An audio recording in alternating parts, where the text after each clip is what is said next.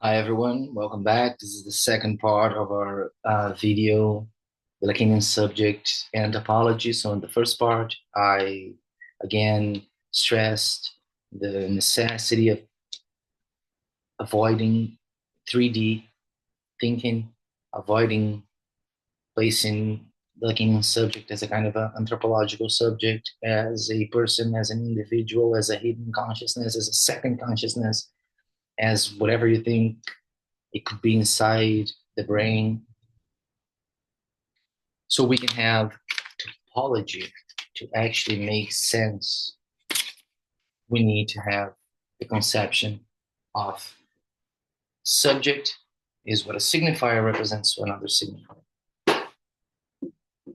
Okay. And as Lacan puts it, signifier requires a surface. Now, again, we are talking about 2D and not 3D. This is where topology gets counterintuitive, gets a little bit difficult, but at the same time, extremely important. Now, I put together this um, Möbius strip, and you don't have to worry about thickness because this is a 3D model of a 2D object. But what happens after Lacan inserts the Möbius strip in psychoanalysis is a game changer. And we're going to see why. We're going to try to figure out why is this the cut such an important and logical operation procedure we do based on language and discourse and not based on our moral or what we think is correct or how we think the word should be or how people should behave. It's a logical operation. Now, check this out. Lacan. The Freudian double description is not about the Saussurian bar. It's not about the Saussurian bar. But in practice itself, that puts the problem forward. The cut, the unconscious, consists of the cut. Double description was, I'll let you know what was repressed. You understand it, but it remains repressed. With the Möbius strip, and once we grasp its 2D characters, we understand that there's only one side and only a cut will change this property.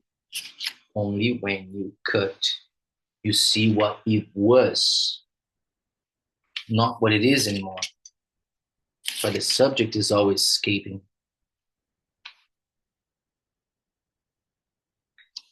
Or moving, you can say. So things are not hidden anymore. It's a matter of reading, of interpretation that generates the cut. This is a 2D subject we operate with. Now, don't forget that Lacan even places the subject right here in the middle of the Möbius strip in seminar 14, seminar 9 as well, I believe. And also that Lacan says, well, the signifier requires a surface. And remember, when we're talking about surfaces here, we're talking about topological surfaces. And the type of reasoning we need is that the surface creates a whole.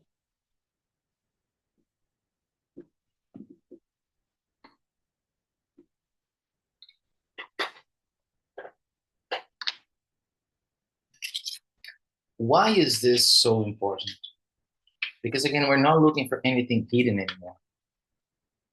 It's not that kind of process of unconscious activity, of things you don't know. I mean, it is about the knowing, um, but that not known knowledge.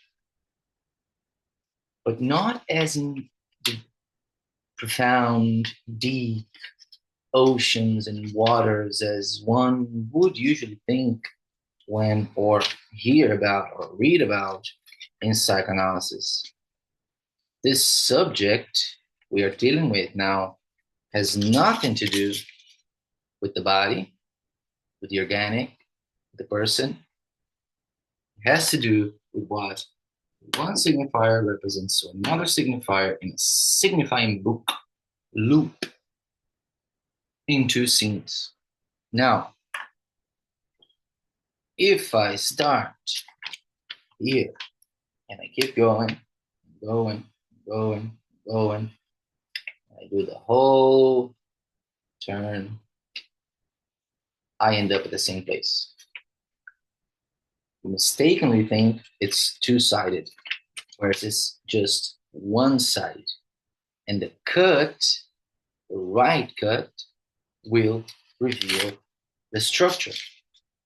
Now, there's a seminar where Lacan addresses the question. Someone asked him, I think, outside of one of his seminars, and someone asked him, well, do psychoanalysts have to know topology?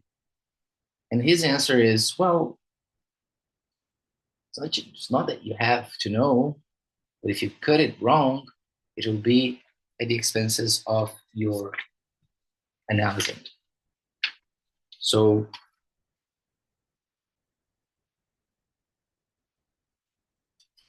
at the expense of your analysant. So that's, I think it says a lot. Now, the cut. What happens if we cut the Möbius strip right through its middle line?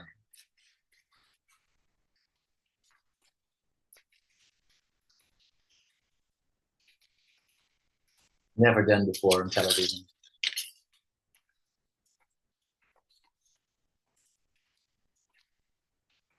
I'm just kidding. It has been done. Maybe not by psychoanalysts.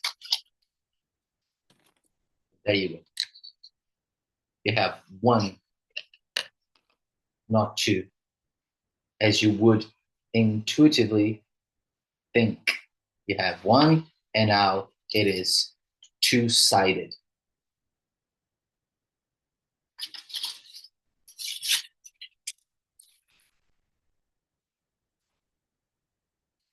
The cut is the signifier, the subject, the surface, and you reveal the structure. Now, if I was, just to give you an idea, if I was to create a different, I would advise you to do that because it's fun exercise to play with all those topological, less and less intuitive, in my opinion. If I were to close a normal without a twist, without a torsion, semi-torsion, I would get this, right? One side, another side. And if I cut it,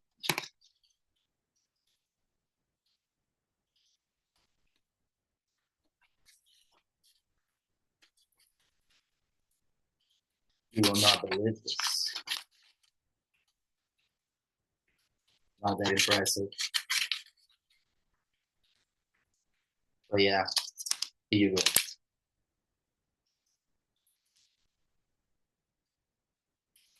There are other ways to cut the Möbius strip. We have two interlinked rings. We're not going to do that. We're going to focus today that we need to cut, but there's a way to cut it. There's a logical operation. The cut is not simply because, well, the analyst thought, well, that's important, I'm going to cut here.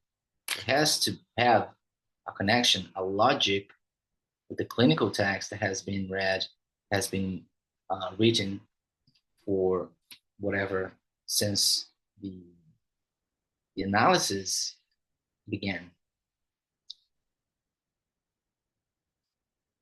So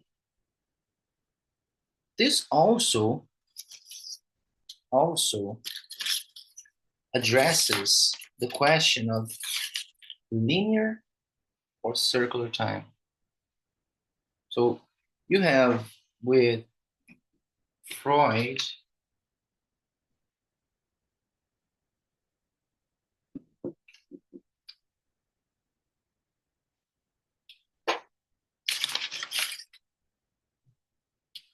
you have this, right?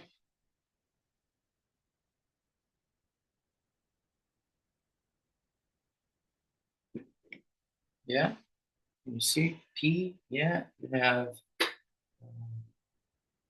and you have pre, and you have motor, right? You have this system going that way.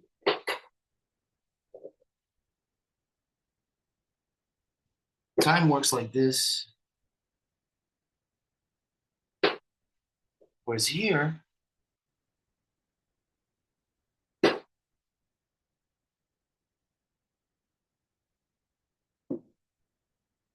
time is circular.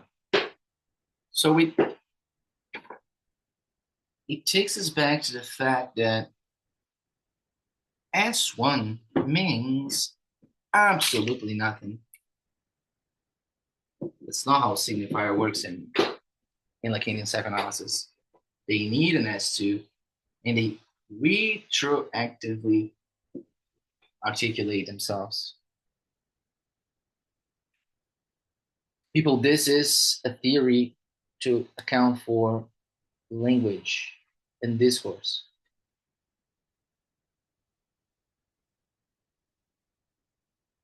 So that's it for today. I'm trying to do short videos. I will get back to the Möbius strip. We have to talk about the toe ride, the cross gap, a lot of things. But remember, don't get attached to the thickness of the Möbius strip. Okay, this is important. 3D models and 2D objects. Okay, thank you for watching and see you next time.